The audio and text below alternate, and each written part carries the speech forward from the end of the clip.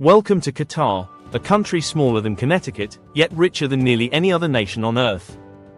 With a population of under 3 million and a landmass barely visible on most world maps, Qatar has defied every odd. Glittering skyscrapers rise from desert sand.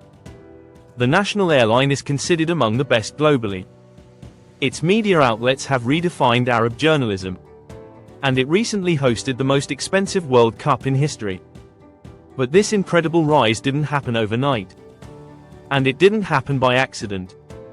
While many countries sit on oil and gas, few have leveraged it the way Qatar has. Fewer still have parlayed that wealth into soft power, global influence, and long-term sustainability plans. Hello everyone, welcome back to our channel. Before we uncover the untold story of Qatar, the richest country you've never fully understood, don't forget to subscribe, and click on the notification button for more luxury content upload. Watch till the end. What you'll learn might just change how you see global power forever. 1. Qatar's humble beginnings. Rewind 100 years, and Qatar was a harsh land with a struggling economy. Life revolved around the sea, and the main livelihood was pearl diving. Men would risk their lives plunging into the warm Gulf waters with rudimentary gear, searching for oysters in hopes of finding pearls to sell in India or Europe. By the late 1800s and early 1900s, Qatar's pearl trade had become a vital regional economy. Wealthy merchants in Doha and Al Wakra built small empires. But this golden era didn't last. The global economy crashed in 1929. Japanese cultured pearls, cheaper and more consistent, flooded the market. Almost overnight, the value of natural pearls collapsed. Families fell into poverty. The desert offered no help, and the sea no longer paid. Then, in 1939, oil was discovered near Dukhan. World War II delayed extraction, but by 1949, Qatar's first commercial oil shipment left its shores for the first time. The nation saw real income. But the British-controlled oil industry offered limited benefits to the Qatari people at first.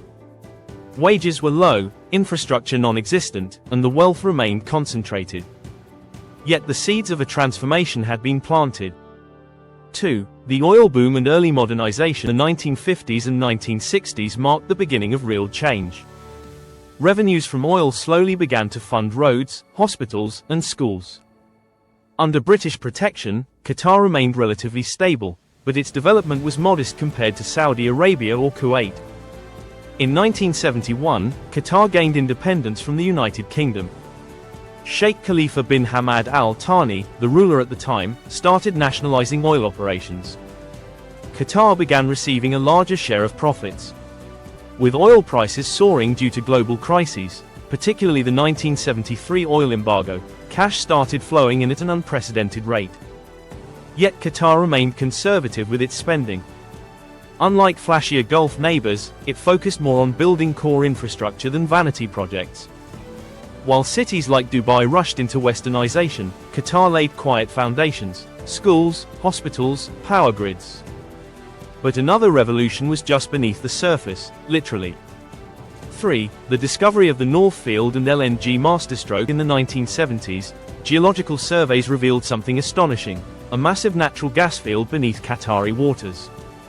Named the North Field, it was, and still is, the largest natural gas reserve on Earth. Shared with Iran, who calls it the South Pars, the field is larger than all of the gas reserves in the United States combined. For years, Qatar lacked the technology and capital to exploit it. But as the global demand for cleaner energy grew, natural gas began overtaking coal. Qatar made a monumental decision. Rather than simply export raw gas, it would dominate the liquefied natural gas, LNG, industry. This was no small feat. It requires complex infrastructure, pipelines, massive processing plants, port terminals, and special tankers. But Qatar went all in. By the late 1990s and early 2000s, it had built some of the largest LNG terminals in the world. With strategic shipping routes through the Strait of Hormuz and access to Asian markets, Qatar soon became the #1 exporter of LNG globally. Long-term contracts with Japan, South Korea, China, and European nations locked in billions annually. While other oil-rich nations depended on fluctuating crude prices, Qatar's gas revenues were stable and growing. This provided the government with a reliable cash flow, and the opportunity to think big. 4. The rise of modern Qatar. With energy profits pouring in, Qatar transformed. Roads turned into expressways. Villages became suburbs. Schools became world-class institutions. Hospitals attracted international doctors. Doha, the capital, morphed from a dusty outpost into a global metropolis. The skyline, once flat and sparse, filled with iconic towers like the Tornado Tower, Aspire Tower, and Barzan Towers. The Pearl Qatar project created artificial islands with luxury homes, yachts, and designer boutiques. The country's GDP per capita soared. By 2010, it was the highest in the world, surpassing even Luxembourg and Singapore. Citizens received state benefits unheard of elsewhere: free healthcare, free education, government housing, and even marriage grants. But Qatar didn't just invest in itself, it began looking outward. 5. Global influence through investment and soft power. The Qatar Investment Authority, QIA, was created to ensure Qatar's wealth would last beyond oil and gas. Today, it manages over $450 billion in assets. Its portfolio includes stakes in Barclays Bank, London's Shard skyscraper, Paris Saint-Germain Football Club, Volkswagen, Harrods, Empire State Realty Trust. Qatar also turned to soft power. In 1996, it launched Al Jazeera, a pan-Arab news channel that redefined media in the Middle East. It gave voice to political movements, covered conflicts without censorship, and built Qatar's image as a media-savvy, modern Gulf state. This influence grew. Qatar mediated conflicts in Lebanon, Sudan, and Palestine. It positioned itself as a neutral power broker, respected by both the West and the Islamic world. 6. Hosting the FIFA World Cup and mega events. In 2010, Qatar shocked the world by winning the bid to host the 2022 FIFA World Cup, the first Middle Eastern country to do so. Critics accused Qatar of buying the tournament. Allegations of bribery, human rights violations, and labor abuses followed. But Qatar pressed forward. It spent over $220 billion on infrastructure, new roads, metro lines, airports, stadiums, and accommodations.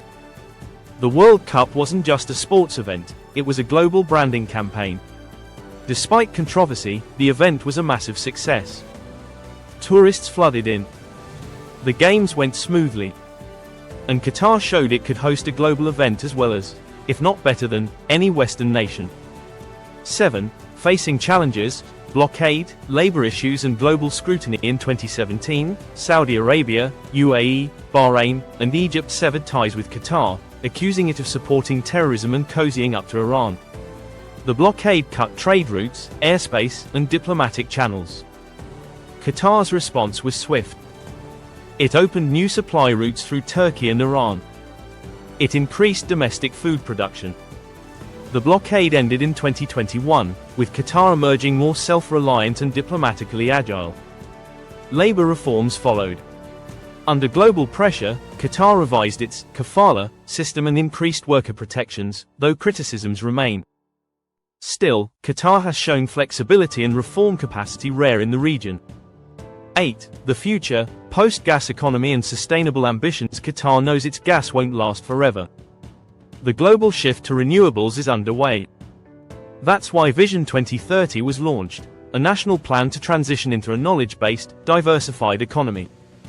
Investments are flowing into solar energy, tech startups, education, finance, and tourism. Museums like the National Museum of Qatar and the Museum of Islamic Art are becoming global landmarks. Education City in Doha hosts branch campuses from top universities, aiming to make Qatar a knowledge hub for the Arab world. The strategy is clear: use gas money today to build the economy of tomorrow. Qatar's unlikely journey. Qatar's story isn't just one of gas and wealth. It's a story of strategic planning, resilience under pressure, and relentless pursuit of global relevance. From pearl divers to LNG titans. From tribal villages to international diplomacy. From poverty to prosperity. Few nations have transformed so fast, and with such global impact. Qatar may be small, but its vision is massive. And its journey. Qatar's rise wasn't an accident, it was engineered. Through oil, gas, soft power, and sheer strategic genius, this tiny nation punched above its weight on the world stage. But will it stay on top in a world moving away from fossil fuels? Only time will tell. If you enjoyed this deep dive, don't forget to like, subscribe, and hit the bell so you never miss another story that shapes our world. Drop a comment below. Is Qatar the smartest nation on Earth, or just the luckiest? Thanks for watching, and we'll see you in the next video.